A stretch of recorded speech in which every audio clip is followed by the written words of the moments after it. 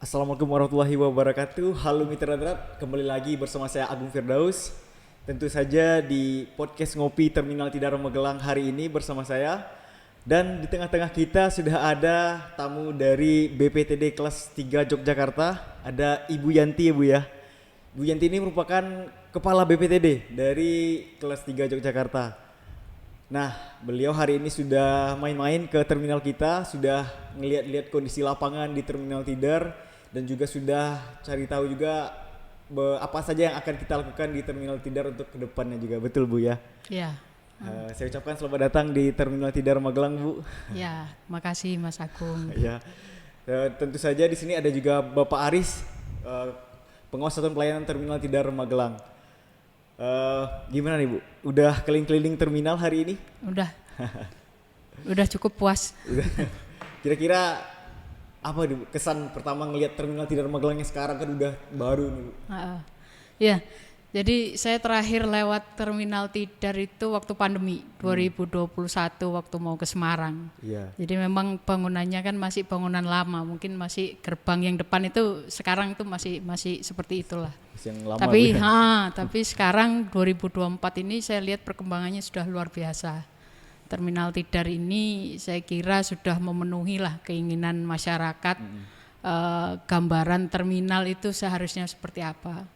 Jadi kalau saya sendiri memposisikan sebagai pengunjung, saya kira saya sudah cukup memenuhi ekspektasi saya lah berada di terminal Tidar ini, walaupun memang ada mungkin perlu sedikit atau beberapa penambahan yang memang masih perlu ditingkatkan lagi. Karena kita tahu sendiri kalau cuaca hujan kan mungkin beberapa pengunjung mungkin Kehujanan tidak bisa terhindar dari hujan juga nantinya kalau memang terminal ini mau kedepannya mau memang untuk memajukan pelayanan kepada masyarakat. Tapi secara umum saya terus terang sangat terkagum-kagum, terutama dengan inovasinya di terminal Tidar ini. Bagaimana terminal Tidar ini berupaya untuk memberikan pelayanan terbaik dan tentunya ke arah yang lebih modern. Karena saya pribadi sebagai kepala BPTD kelas 3 DIY, saya harapannya terminal itu bisa menjadi wakil dari perhubungan darat dan bisa setara dengan bandara ataupun stasiun. Ya. Itu tujuannya itu. Dan yang terpenting adalah memberikan pelayanan ke masyarakat. Karena kita tahu sekarang ini masyarakat orientasinya bukan lagi masalah harga, tapi kenyamanan. Ketika dia datang ke satu fasilitas, dia pasti bukan lagi menanyakan harga, tapi yang dia cari kenyamanan. Dia bisa mendapatkan kenyamanan lebih apa di situ, dan dia berani bayar harga berapapun. Kalau kita lihat tren masyarakat kita sekarang. Jadi kedepannya Tidar ini bisa menjadi salah satu contoh lah. Role model gitu. Terminal terbaik. Dan terus terang di kami sendiri, di DIY sendiri, kami sedang merehab untuk terminal Giwangan. Dan ini terus terang Tidar ini menginspirasi saya dengan banyaknya inovasi yang di Tidar ini, termasuk dengan teknologi ya. Karena kita tidak bisa lepas dari peran teknologi. Zaman sekarang ini kita tidak bisa lagi mengandalkan manusia, tapi kita juga harus mengedepankan teknologi. Nah itulah yang saya ingin juga diterapkan di Giwangan. Ya. Karena saya sendiri sebagai kepala balai, saya gambarannya adalah saya ingin juga Giwangan itu menjadi role model, kembali seperti masa lalu. Jadi semua orang dari Indonesia, seluruh Indonesia datang untuk melihat bagaimana Giwangan itu menjadi salah satu terminal modern di Yogyakarta pastinya. Ya, pastinya. Nah, hari ini saya ke Tidar ini salah satunya adalah saya ingin mengambil apa sih pelajaran yang bisa saya bawa pulang ketika ke Jogja nanti. Dan saya terus terang saya udah cukup banyak ada ide-ide yang ingin saya bawa ketika saya pulang nanti ke Giwangan, karena tahap pertama nanti termasuk kantor kami BPTD selesai kurang lebih sekitar bulan Oktober. Nah, nanti di situ saya ingin di tahap keduanya sebelum Lebaran tahun 2025 semuanya udah siap, dan tentunya kurang lebihnya fasilitasnya saya ingin seperti Tidar inilah. Dan pastinya memang harus didukung oleh teknologi dan SDM-nya. Untuk BPTD-nya sendiri masih di tempat yang kemarin atau di terminal Giwangannya? Untuk BPTD sekaligus nanti di Giwangan. Di Giwangan. Di tahap pertama ini mudah-mudahan akhir tahun kita sudah pindah ke Giwangan. Dan kita memang saya ingin konsep terminal itu tidak lagi menganut konsep yang lama, pola pikir yang lama. Mungkin kalau kita tahulah, kalau kita sudah keliling, nggak usah Indonesia lah, mungkin sekitaran Jawa Tengah, mungkin kita pahamlah konsep terminal yang lama itu seperti apa. Kalau saya pinginnya terminal itu menjadi satu konsep, bukan hanya sebagai untuk sisi transportasi, tapi juga di situ ada kegiatan ekonomi yang dihidupkan. Kemudian orang itu image-nya ketika datang ke terminal itu bukan lagi efek yang serem, atau mungkin yang penuh preman, atau mungkin penuh pungli. Nah, itu yang memang kita harus bangun, dan memang sudah eranya sekarang kita harus mengubah mindset kita bahwa terminal itu kita juga harus berubah gitu loh. Ya, benar. Masa kita kalah dengan stasiun? Kita tahu sendiri stasiun itu dulu seperti apa. Ya. Semua orang bisa masuk ke stasiun, tapi sekarang hanya orang yang memiliki tiket yang bisa masuk stasiun, dan itu betul-betul steril. Dan itu memang menjamin kenyamanan dari pengguna sendiri. Sekarang kalau boleh ditanya, orang dari Jogja, katakan Jogja ke Jakarta, orang lebih senang menggunakan kereta daripada menggunakan pesawat. Dan trennya ke depan, kalau seluruh tol di Jawa ini sudah terkoneksi, orang akan beralih ke bus. Saya yakin itu, dan terutama Jogja sendiri ya, karena kita lihat sendiri kalau kereta itu kan kadang dia ketika sampai stasiun, dia masih harus nyambung dengan kendaraan lain yang mungkin transportasinya belum terkoneksi. Dia masih harus menggunakan ojol atau taksi online. Tapi kalau kita di bus, dia bisa terkoneksi kemanapun. Nah itu harapannya ke depannya dengan terkoneksinya jalan tol seluruh Jawa khususnya, itu industri transportasi darat khususnya bus itu bisa hidup lagi.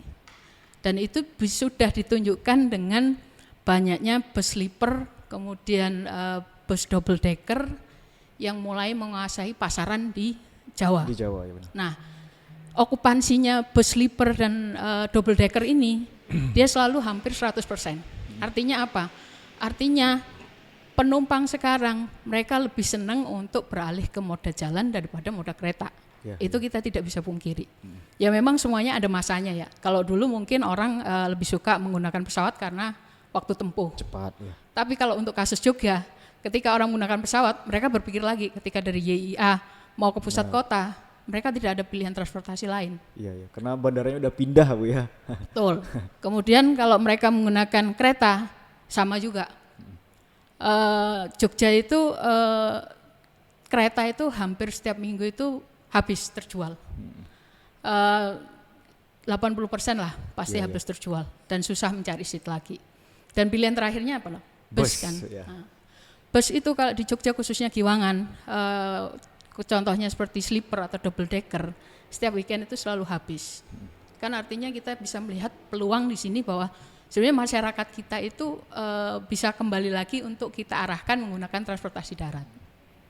Dan Jogja sendiri sebagai tujuan wisata, saya kedepannya juga inginnya orang datang ke Jogja itu menggunakan angkutan umum, bukan lagi membawa kendaraan. Walaupun nantinya memang tol akan terkoneksi ke Jogja. Itu sih harapannya. Iya. Ini berbicara masalah inovasi yang di Terminal Tidar di Magelang nih Bu. Ini di tengah-tengah kita udah ada Pak Aris. Pak Aris ini merupakan sosok latar belakang kenapa sih ada inovasi ini di terminal. Mungkin bisa diceritakan sedikit Bapak inovasi kita. Oke, terima kasih Mas Agung ya. Ini ternyata saya itu sama Mbak Yanti itu kan satu guru satu ilmu ya. Iya. Ternyata apa yang disampaikan oleh Mbak Yanti itu pola pikirnya sama. Jadi pengennya terminal itu wajahnya ya benar-benar nanti menyamai dengan bandara, stasiun, ataupun menyamai dengan stasiun. Jadi kalau konsep yang kita kembangkan di Terminal Tidar itu kan kita pengennya nanti ambiguous ya. Jadi ada 3 keinginan kita sesuai dengan visi misi kita. Yang pertama itu adalah bagaimana kita menerapkan pelayanan prima di Terminal Tidar. Terus kemudian yang kedua, bagaimana Terminal Tidar ini bisa menjadi pusat kegiatan untuk menjadi pusat untuk pendidikan keselamatan berlalu lintas. Terus kemudian yang ketiga, kita bagaimana caranya nanti Terminal Tidar ini bisa menjadi pusat perekonomian di wilayah Magelang pada khususnya. Nah khususnya ini kita juga minta saran ke Bu Yanti nanti ya. Ini kan kita pengennya bagaimana di terminal ini nanti kita akan menjadi pusat untuk pendidikan keselamatan berlalu lintas Bu Yanti. Jadi kita sudah membuat desain, mungkin Mas Faris bisa diputarkan videonya Mas Faris. Jadi intinya itu dari desain yang kita bangun Bu Yanti. Jadi di situ kita bangun satu studio 5 dimensi dengan 2 teater Bu Yanti. Terus kemudian yang kedua nanti ada simulasi untuk kepengurusan SIM, dan yang ketiga itu nanti ada simulasi untuk berlalu lintas. Di situ juga kita siapkan nanti kendaraan-kendaraan. Teater dan taman lalu lintas. Nah ini Bu Yanti, ini untuk konsep yang kita bangun nanti konsepnya seperti ini. Teater dan taman lalu lintas ini dibuat dengan tujuan untuk memberikan edukasi pada masyarakat baik secara teori maupun secara praktek di jalan dalam simulasi berkendara secara nyata bagi anak usia TK, SD, hingga usia SMP. Taman lalu lintas ini akan menjadi salah satu branding dari Terminal Tidar dan menjadi salah satu tempat wisata yang mampu mengedukasi masyarakat tentang taat berlalu lintas sejak dini. Semua pengunjung maupun pendatang yang melakukan transit pada terminal ini dapat memanfaatkan fasilitas di taman sembari menunggu keberangkatan bis yang mereka tumpangi. Pengunjung yang datang dan memarkirkan kendaraannya dapat secara langsung melihat teater 5 dimensi ini dengan ornamen khas Terminal Tidar berupa bentuk gunungan Jawa di bagian fasad. Pengunjung akan diarahkan menuju ke lobi dengan tempat pembelian tiket serta tempat penitipan barang sehingga masyarakat dapat beraktivitas dengan nyaman tanpa takut barang bawaannya tertinggal. Terdapat 2 ruang teater yang masing-masing mampu menampung 122 orang. Teater ini dirancang mampu memberikan experience nyata dengan adanya efek 5 dimensi. Setelah diberikan edukasi, pengunjung akan diarahkan untuk melakukan simulasi pembuatan SIM.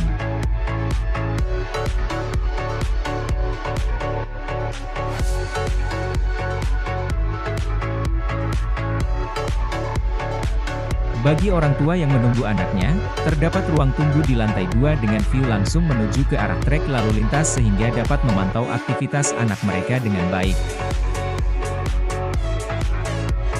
Terdapat pula area outdoor sebagai ruang santai dengan view menuju sungai dan pepohonan yang berada di belakang terminal.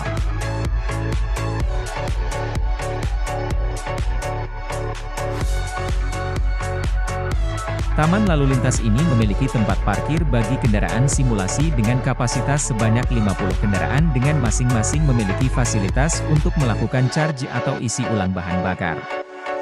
Trek lalu lintas yang ada dilengkapi dengan lampu lalu lintas dan jalan dengan ukuran yang telah disesuaikan dengan kendaraan simulasi. Terdapat pula berbagai macam rambu yang telah disesuaikan dengan kondisi jalanan yang ada. Jalanan yang ada dibuat semirip mungkin dengan realita jalanan yang ada di Indonesia dengan menghadirkan berbagai macam ornamen jalan seperti pertigaan, perempatan, jalan berliku, jalan menanjak, jalan menurun, jalan buntu, dan lain sebagainya. Selain itu, terdapat pula kereta api kecil yang mampu membawa pengunjung di bawah pendampingan orang tua untuk dapat turut serta menikmati taman lalu lintas ini.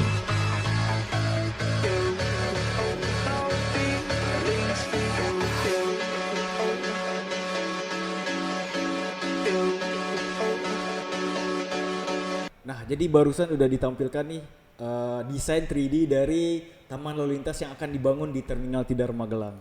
Nah, tadi udah kita liatin juga, kira-kira gimana Bu tentang saran tanggapan terhadap inovasi kita ini Bu yang pengen kita bangun di Terminal Tidar Bu?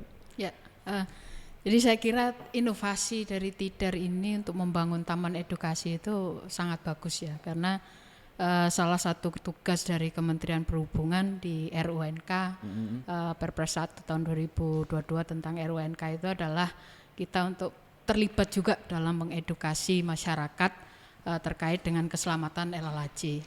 Dan walaupun itu menjadi salah satu bagian dari kewajiban kepolisian dan Kementerian Pendidikan.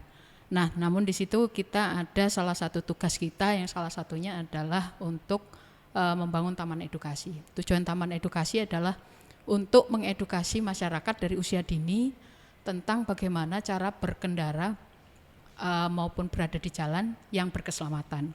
Nah, saya kira dengan terminal Tidar ini, dengan inovasi untuk membangun taman edukasi seperti yang tadi ditampilkan, saya kira itu akan menjadi salah satu model yang mungkin bisa diikuti oleh tempat-tempat lainnya, karena kita tahu sendiri sebenarnya taman edukasi ini sebenarnya udah ada aturan dasarnya dari SK Dirjen tahun 2015 kalau nggak salah. Nah, di situ memang kita masih menganut konsep yang lama. Jadi konsep yang lama itu dalam artian kita mungkin selama ini tahu bahwa taman edukasi itu ya seperti itu, seperti taman lalu lintas yang outdoor, kemudian hanya sebagai sarana untuk permainan anak-anak saja, tapi wahana untuk mengedukasi mereka itu kurang. Jadi kalau di taman edukasi nantinya ini memang di Tidar harus dikembangkan, saya kira perlu dukungan dari sisi sarana prasarana, dan yang tidak kalah penting adalah SDM. Jadi SDM yang memang mampu untuk mengedukasi. Jadi di sini memang harus SDM-nya harus bersertifikat, karena mengedukasi masyarakat itu tidak bisa sembarangan, terutama anak kecil, Bu, ya, terutama mengedukasi itu kan bagaimana untuk mengajak mereka berperilaku yang baik. Kita tidak bisa menyampaikan hanya berdasarkan slide atau mungkin gambar tanpa ada ada empati dari pengajarnya untuk mengajak mereka itu untuk mau melakukan hal yang baik gitu loh. Jadi SDM itu salah satunya hal yang terpenting. Kemudian ini sering juga menjadi bahasan di kami. Jadi taman edukasi sekarang itu kalau bisa disesuaikan dengan target usianya. Jadi kalau memang target usianya anak TK ataupun anak SD, di sini kan mereka belum seharusnya punya SIM. Artinya ketika dia mengenal transportasi pertama, transportasi darat terutama, artinya bagaimana dia diajarkan berjalan kaki. Bagaimana ketika dia di jalan itu dia harus berada di posisi jalan berlawanan atau searah dengan arus lalu lintas. Kemudian ketika dia menyeberang jalan harus seperti apa. Itu adalah dasar-dasar untuk anak usia dini ketika dia harus mendapatkan pendidikan berlalu lintas. Beda lagi nanti dengan ketika umurnya berlanjut, ketika dia SMA, dia kan sudah mulai mengenal kendaraan. Mengenal kendaraan ini artinya dia akan dipersiapkan untuk mendapatkan SIM. Artinya di situ dia juga harus mengenal rambu, kemudian kecepatan itu seperti apa batasnya, kemudian konsekuensinya ketika dia melanggar itu seperti apa. Itu yang memang harus bertahap dan harus dibedakan segmennya. Jadi bukan hanya sekedar wahana untuk taman edukasi yang ya memang tujuannya memang untuk mengedukasi masyarakat, tapi mohon untuk nantinya bisa disesuaikan dengan targetnya, target usia khususnya. Dan terlebih lagi kalau kita lihat lagi anak-anak dari usia dini, kemudian TK itu PAUD segala macam itu, mereka belum familiar dengan yang namanya menggunakan angkutan umum. Nah itu juga bisa ditambahkan juga dalam salah satu materi di taman edukasi tersebut, bagaimana sih sebenarnya menggunakan angkutan umum itu, atau mungkin karena usia mereka belum bisa untuk mengendarai motor atau mobil, bagaimana sih menggunakan sepeda yang baik, di jalur yang mana sih, kemudian kelengkapan bersepeda itu seperti apa sih. Nah itu mungkin bisa diajarkan dari usia dini. Selain itu juga kita juga perlu lihat anak zaman sekarang itu mereka lebih sukanya interaktif, video. Jadi dengan adanya tadi sudah digambarkan tadi ada indoor outdoor itu, nantinya juga secara nggak langsung juga bisa memberikan pengalaman untuk mereka. Jadi bukan hanya dengan sekedar mereka melihat, tapi juga dia berinteraksi, berpengalaman. Ketika misalnya dia ada dashboard mobil, ketika dia mencet tombol ini, efeknya apa? Ketika dia menginjak pedal ini, dia efeknya apa? Nah itu perlu memang diberikan dasar-dasar kepada mereka, dan itu memang harus ada satu panduan bagaimana cara mengedukasi ketika anak-anak itu usia PAUD, usia TK, kemudian SD sampai tingkat SMA. Nah itu tentunya perlu untuk diajarkan kepada masyarakat, dan dengan taman edukasi di Tidar ini Saya kira idenya sangat bagus, tinggal pengembangannya dan tadi segmentasinya untuk siapa. Karena jangan sampai terkesannya ketika kita membangun taman edukasi hanya berorientasi terhadap orang yang mau datang saja. Tapi juga ketika mereka pulang ada sesuatu pelajaran yang mereka bisa bawa ke keluarganya mereka, ke lingkungannya. Oh, saya tadi itu dapat pelajaran ini. Kalau dibonceng harus pakai helm, misalkan seperti itu. Nah, itulah yang harusnya terbawa ke anak-anak itu ketika dia kembali ke keluarganya. Saya kira itu sih kalau secara konsep garis besar sudah menarik lah, dan itu memang saat ini memang kita sangat kekurangan model seperti ini. Dan dengan ditempatkan taman edukasi itu di terminal, artinya juga secara tidak langsung kita menggabungkan bagaimana masyarakat itu juga diedukasi bagaimana menggunakan angkutan umum. Nah, itu salah satu cara untuk mengkombainkan antara taman edukasi ini dengan terminal sehingga dia saling melengkapi dan bisa saling menyelaraskan tujuannya masing-masing. Itu sih saya kira. Oke. Terima kasih Bu. Nah, mungkin kira-kira kan desain ini kan masih desain 3D Bu ya. Mungkin kita harapkan ke depannya bisa direalisasikan secepat mungkin ya Pak Arisha. Setuju. Nah, kira-kira apa aja sih di dalamnya Bapak untuk taman lalu lintas ini ke depannya? Isinya tuh apa aja sih gitu? Gambaran sedikit. Oh, kalau sedikit gambaran nanti kalau yang isinya yang ada di dalam itu ya. Yang pertama itu tadi ada studio 5 dimensi. Studio 5 dimensi ini dengan 2 teater nanti Mas Agung.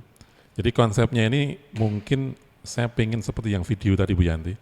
Jadi kita menanamkan ke mereka, memberikan pelajaran mereka dengan model-model satu video. Ini harapan kita paling tidak, oh kalau berlalu lintas yang baik itu seperti ini. Itu kita ditampilkan di studi 5 dimensi ini tadi. Terus kemudian nanti ada juga simulasi tentang bagaimana mengurus SIM. Setelah mereka kita tayangkan secara video itu bagaimana berlalu lintas yang baik, terus kemudian mereka kita suruh ngurus SIM dulu. Jadi mereka akan mendapat SIM mainan. SIM mainan, kita akan mendapat SIM mainan itu, terus baru kita arahkan ke simulasi. Di ruas jalan. Jadi kondisi yang ada di taman lalu lintas yang kita gambarkan tadi, yang kita konsepkan tadi, ada satu simulasi jalan-jalan yang benar-benar real di lapangan. Jadi ada tikungannya, ada perempatannya, ada terowongannya, ada mungkin lengkap lah. Ada palang pintu kereta juga saya. Ya, ada juga palang pintu kereta. Kereta api mininya juga ada Mas. Oh iya, kereta mini. Kita harapkan juga ada kereta api mininya. Kalau perlu mungkin bis tayu itu loh. Bis tayu itu cuma memperkenalkan mereka dengan mungkin ada haltenya juga di situ. Ada halte-haltenya, ada bis tayunya, sehingga mereka muter di sini kurang lebih 1 kilometer Bu Yanti. Jadi cukup sih kalau untuk memperkenalkan di situ konsepnya ke sana. Jadi di samping mereka bisa belajar berlalu lintas tadi dengan baik seperti apa, kita juga setuju dengan Bu Yanti memperkenalkan angkutan umum. Apalagi di sini terminal. Saya kemarin nggak kepikiran, oh iya juga di sini kan terminal. Jadi misalkan kita bisa ngundang anak-anak tadi sekaligus memperkenalkan angkutan umum kepada anak-anak tadi. Jadi target kita anak-anak TK, SD, SMP, SMA juga nanti bisa belajar ke. Ini masih mimpi Bu. Ini masih mimpi. Iya masih mimpi. Kalau ini masih panjang, ini masih mimpi. Harapan kita mudah-mudahan nanti ide konsep ini bisa disetujui oleh Pak Menteri. Nah, disetujui oleh Pak Menteri Perhubungan, mudah-mudahan ini akan jadi sesuatu. Mungkin sesuatu yang besar itu bisa kita mulai dengan mimpi yang kecil dulu. Iya. Benar. Mimpinya ya harus besar juga Mas Agung. Iya benar. Jangan kalau mimpinya kecil nanti nggak jadi. Ini mimpinya besar. Gitu. Mimpinya besar dan mohon maaf kadang-kadang harus ketemunya dengan orang besar. Oh iya. Termasuk Bu Yanti ini. Ini kepala BPTD kelas 3. Iya. Ini kan mimpinya kita harus ketemu dengan orang-orang yang besar juga. Iya benar. Harapan kita nanti mungkin Pak Menteri bisa asisi dengan konsep kita. Pak Menhub. Benar. Jadi masyarakat nanti selain mereka bisa belajar di sini, juga bisa berwisata di sini. Target kita per tahun itu paling tidak bisa 100.000 orang pengunjung. Kebetulan kalau mungkin yang di Kabupaten Magelang ataupun Kota Magelang itu anak-anak TK, ini mereka sudah masuk di kurikulum. Sehingga ini merupakan satu pangsa pasar yang bagus. Jadi keinginan besar saya sebenarnya satu, bagaimana nanti di terminal itu bisa benar-benar bisa menjadi wajahnya Kementerian Perhubungan yang ada di daerah. Ini konsep keinginan terbesar di situ. Nah, kita memulai dari hal-hal yang kecil di sini. Bagaimana caranya, misalkan kaitan dengan pelayanan prima nih. Pelayanan prima ini salah satunya bagaimana saya bisa memberikan informasi yang bagus kepada masyarakat. Jadi kita menggunakan teknologi, itu pun sudah bisa kita laksanakan. Terus kemudian kaitan dengan pelayanan prima juga, bagaimana di sini di terminal itu supaya terasa nyaman. Pertama kali yang harus saya perhatikan adalah kebersihan. Kebersihan bagaimana kita jaga selama 24 jam itu juga benar-benar bersih. Harapan saya ke depan paling tidak terminal itu benar-benar sekelas dengan bandara dan stasiun. Begitu ya Mas Agung ya? Oke, ya Bapak. Lagi saya juga terima kasih. Ini Bu Yanti sudah berkenan hadir di Terminal Tidar. Ya, Ini jarang-jarang Kepala Balai Jogja itu bisa mampir ke Terminal Tidar. Ini terima kasih Bu Yanti atas kehadirannya. Nah itu juga akan saya sampaikan salam dari Bu Yanti untuk ke Kepala Balai Provinsi Jawa Tengah, Pak Ardono nanti. Ya, mungkin sedikit informasi juga Ibu Yanti. Jadi podcast Ngopi ini merupakan suatu program terbaru di Terminal Tidar. Jadi nantinya kita bakal ngundang mungkin kalau tamu-tamu dari jauh atau tamu-tamu kayak pejabat-pejabat gitu kalau datang ke terminal kita ajakin podcast Bu. Biar kita bisa bertukar pikiran, bercerita atau tentang pengalaman untuk memajukan transportasi kita pastinya. Enggak hanya pejabat Mas Agung yang kita undang, nanti kemarin kita juga penumpang. Penumpang itu kadang-kadang salah satunya juga kaitan dengan kepuasan pelanggan ya. Kepuasan pelanggan itu kemarin kita udah ngundang 2 penumpang, baru 2 penumpang ya, karena kita baru juga. Ini bagaimana tanggapan mereka terhadap pelayanan di Terminal Tidar.